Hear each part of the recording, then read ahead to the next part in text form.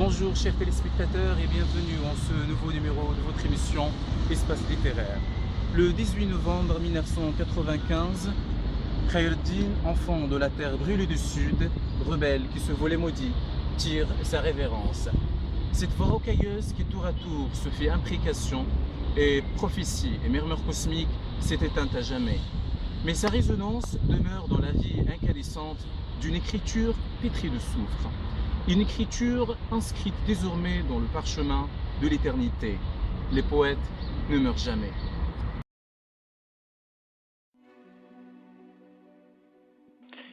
À l'image d'un Rimbaud, si frère dans la révolte, Khaireddine fut le poète.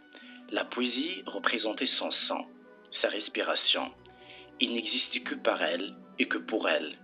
Parodiant Che Guevara, il inscrit la liberté au bout de sa plume, avec laquelle il mène ce qu'il appelle sa guérilla linguistique. Façonneur de mots, Khaireddine bouscule la langue à sa guise. Il dynamite les normes et les genres. La colonisation a constitué une secousse profonde pour l'univers traditionnel des Marocains. Khaireddine fut donc du séisme le symbole de toutes les remises en question et de tous les ébranlements, individuels comme collectifs.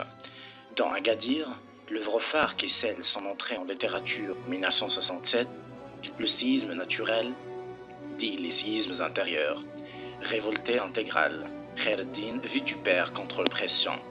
Il dénonce, et le mot est faible, l'autorité patriarcale. Du Père à Dieu, aucune figure n'échappe à ses foudres. Au lecteur de supporter, s'il accepte de le suivre, de mal respirer parfois. Khaireddine, en l'entraînant dans son sillage, ne lui épargnera aucune convulsion. Il acquiert très tôt une maîtrise de la langue française, doué d'une mémoire prodigieuse. À 16 ans, il possède une érudition remarquable. Il se reconnaît en Rimbaud, il se nourrit de Mallarmé. Il est à même d'opérer ses propres choix en matière d'écriture, car il écrit et ses poèmes se cisèlent. Pourtant, cet adolescent qui devait séduire peu d'années plus tard le tout Paris, cet adolescent-là à 10 ans ne parle pas un mot de français, ni d'arabe. Il a grandi à Tafraout, comme tous les gamins berbères. Il a passé son temps en dehors du site, à gambader dans la nature, jusqu'au moment où son père, commerçant à Casablanca, le conduit en ville pour les besoins de sa scolarité.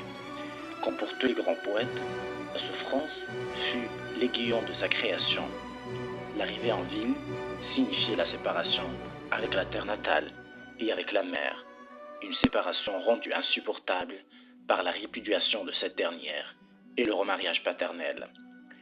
Il portera toujours en lui cette déchirure et le brûlera jusqu'à son dernier souffle. Il nourrit sa révolte et la violence avec laquelle il pourfend la figure du père en découle, tout comme l'amour infini qu'il manifeste à son sud natal et à travers lui, sa mère. Il dit « le sud, ma mère, la vraie ». Longtemps, tant crié dans le déterreur, roman de 1973, dont la lecture provoque une véritable commotion.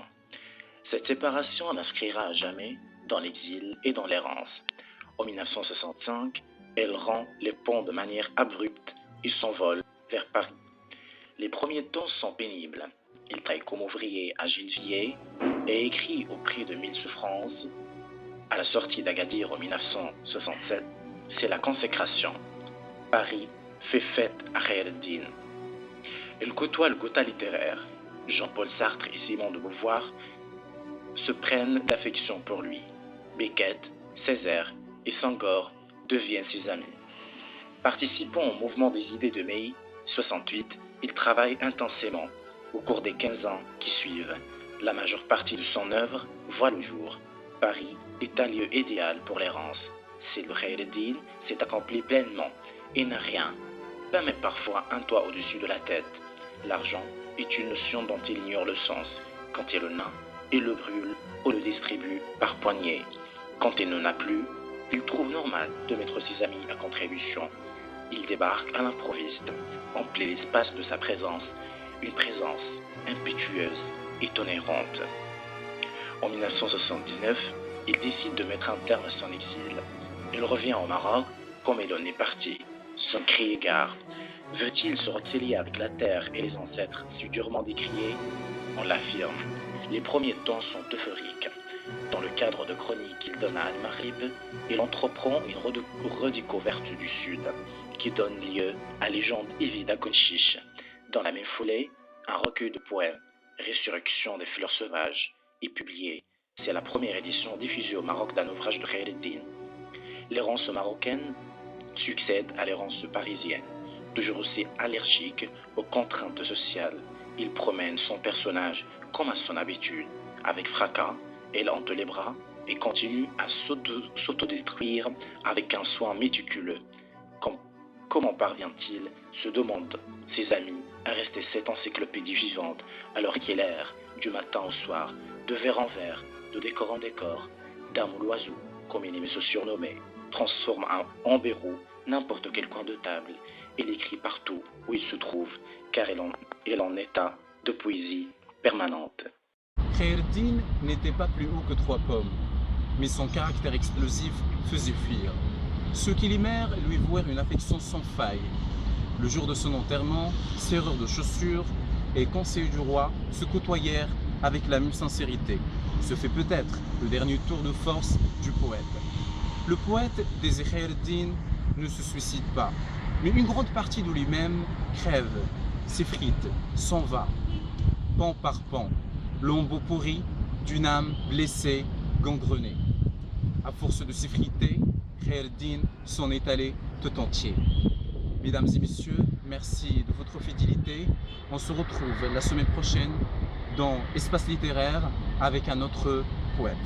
Au revoir et à très bientôt.